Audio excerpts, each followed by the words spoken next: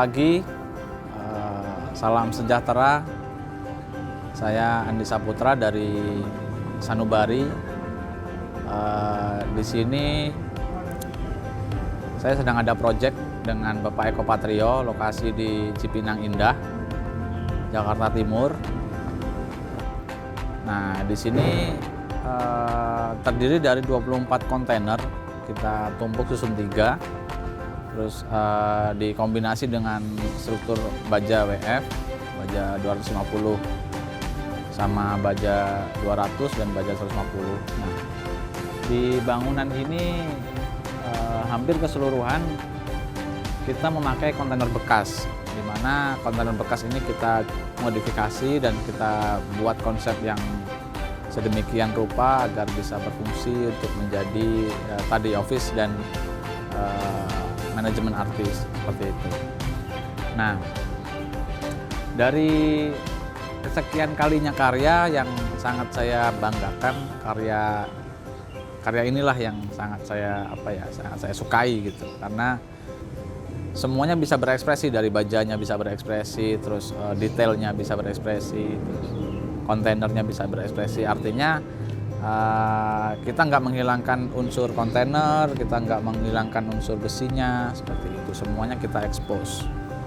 Nah, kelebihannya memakai kontainer itu memang waktu lebih cepat, waktunya lebih cepat, terus biaya lebih hemat, gitu. Terus fungsinya juga banyak ya kontainer itu selain untuk office. Nah, di samping saya ini ada sebuah alat di mana konsep saya ini kan memanfaatkan bahan daur ulang serta sumber daya alam. Jadi 3 lantai ini, gedung ini kita angkat dengan sebuah alat yang bernama pembangkit listrik tenaga surya. Nanti akan dijelaskan seperti apa sih panel surya itu, pengertiannya secara dasarnya seperti apa. Sekilas di sebelah kanan saya ini ada beberapa box ya, box kita buat handmade, ini kita buat rakitan tangan. Alat ini mempunyai kekuatan 5000 watt. Jadi terdiri dari panel surya dan SCC atau solar charger control, terus inverter dan baterai. Semuanya kita buat handmade gitu. Nah, nanti kita akan lebih detail ulas pembahasan alat itu dengan rekan saya bernama Mardian. Jadi nanti akan kita bahas di situ. Selamat siang, Pak. Siang. Sehat, Pak? Alhamdulillah. Ya. Oke, Pak.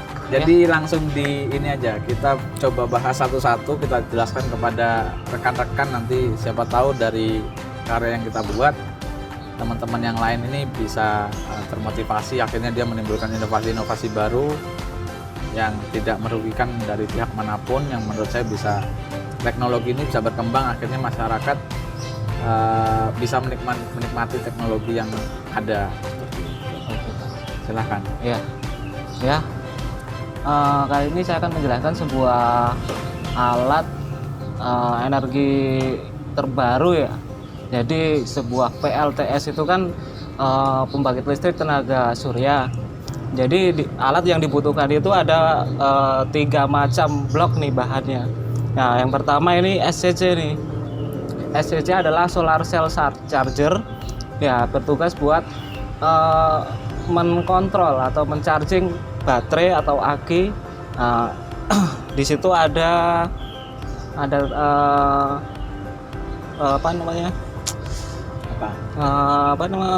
AutoCAD. Jadi kalau udah penuh itu dia mati sendiri atau berhenti gitu kan.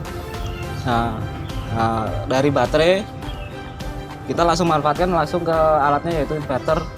Inverter ini berfungsi untuk merubah arus DC menjadi AC seperti PLN, yaitu 220 volt AC. Dari output inverter ini kekuatan inverter ini semuanya total nih bisa dimaksimalin sampai 7.000 tergantung sama beban ataupun akis yang memadai gitu kan. Cuman buat continuousnya saya saranin di bawah 5.000, maksimal 5.000 watt aja untuk keamanan semuanya gitu kan. Nah untuk apa nih?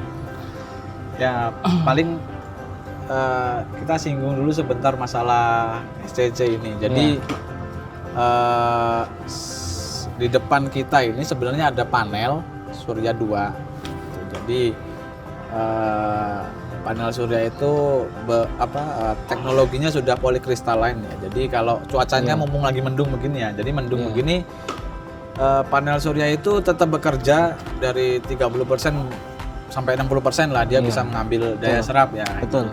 Daya kekuatan dari matahari. Lalu kita coba convert ke diode rectifier sama coil sini.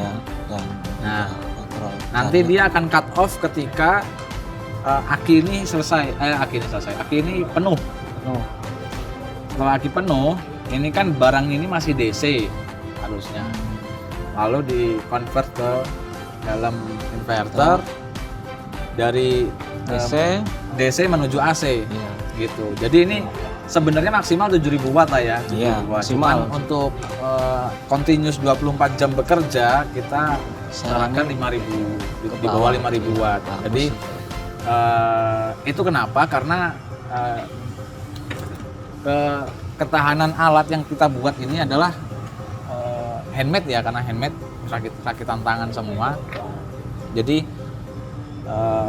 biar lebih aman dan tahan lama alatnya, makanya kita buat dan kita tentukan 5.000 watt untuk penggunaan. Walaupun maksimalnya 7.000. Jadi lebih kita yang akan kita menghitung itu untuk jangka panjangnya. Seperti itu. Jadi jangan sampai dipentokin 7.000. Nah, alat ini sedang running gitu ya. Kita coba mulai start. Entah ini kelihatan atau tidak dari kamera ya, kita coba tekan aja. Jadi di sini itu panel kontrol. Jadi semua alat yang kita buat ini ada displaynya sebenarnya. Monitor. Ada monitor kecil di situ, ada nunjukin volt, ada ampere, ada watt, ada apa lagi nih, suhu di situ gitu juga. Nah, kita start aja. Nah, alat ini udah bekerja. Nah, ini kan udah masuk ya. Kelihatan nggak angkanya yang masuk ya? Nah, di sini terdapat panel di sini udah menjelaskan apa yang akan mau digunakan di sini tuh. Jadi misal dari berapa lampu Pak? Misal kita anggap 10 lampu. Ya, 10 lampu. 10 lampu berapa watt? 6 ya. Nah, itu berarti berapa? 10 kali 6. 6 kali 10, 60 watt. Nah, 60 watt. Berarti di sini akan ketika lampu itu dinyalain, di sini akan keluar 60 watt seperti itu. Misal di sini ada 100 lampu kali 3 watt ya berarti 300 watt. Ya, berarti di sini akan nongol. Jadi ini wattnya ini udah ngedeteksi beban yang digunakan seperti itu. Ini juga ada displaynya. Nah, nantinya kita akan coba kembangkan alat ini dengan berbagai macam sensor lah, artinya untuk keamanan. Tapi itu next video mungkin karena karya itu akan sangat panjang perjalanannya, kita akan coba buat itu. Tapi secara tidak langsung alat ini sudah mampu mengampu beban 3 lantai bangunan kontainer seperti itu. Atau mau di zoom Mas kameramen, silakan. Boleh dijelasin Pak bagian dalam? Ini ada trafo. Trafo ini berguna buat men-set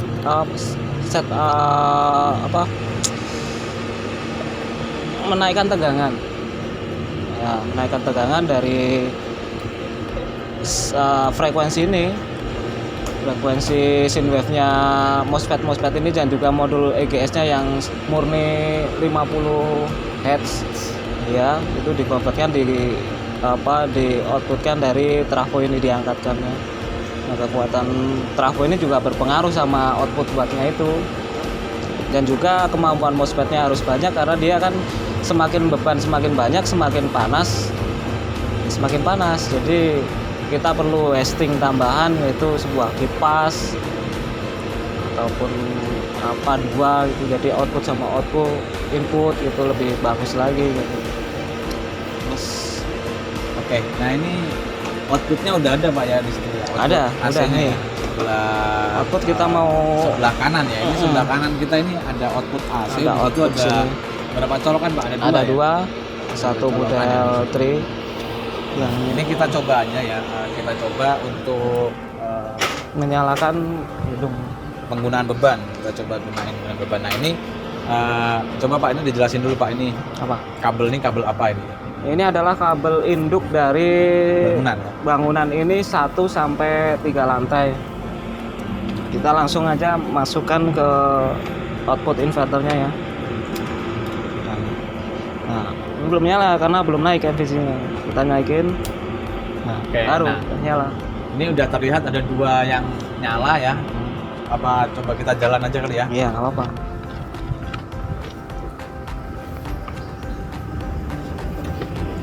Oke, ini kita menuju lantai 1. Ada beberapa Lantai 2, Pak. lantai 2, sorry ini menuju lantai 2. Nah, ini belum unfinished ya. Artinya ini akan dikerjakan sama kontraktor lain, nanti akan di-finish. Tapi ini untuk instalasi semua udah terpasang. Jadi kita udah running alat gitu. Ini untuk lantai 2, semua lampu udah nyala. Seperti itu. Nah, ini karena partisinya belum pada dipasang nih Pak ya. Belum. Boleh dihidupin, dimatiin Pak. Nah, itu dia lampu udah nyala. Nah, semuanya nyala. Ini lampu mana yang dia?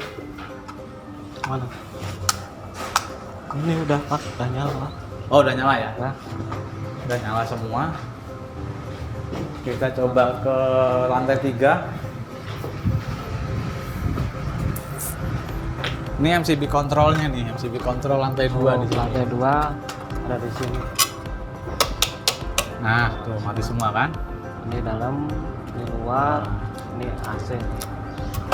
Oke ya. Kita naik ke lantai 3.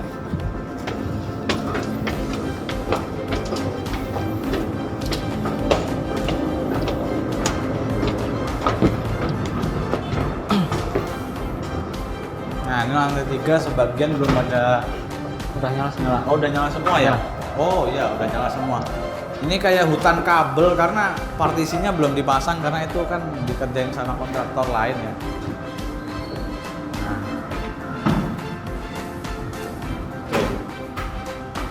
nah ini ada berbagai macam lah di sini. Stop kontak AC sudah nyala di sini tuh. Ini stop kontak AC.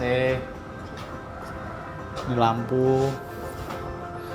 Oke, jadi seperti itulah yang seperti itu yang kita buat karya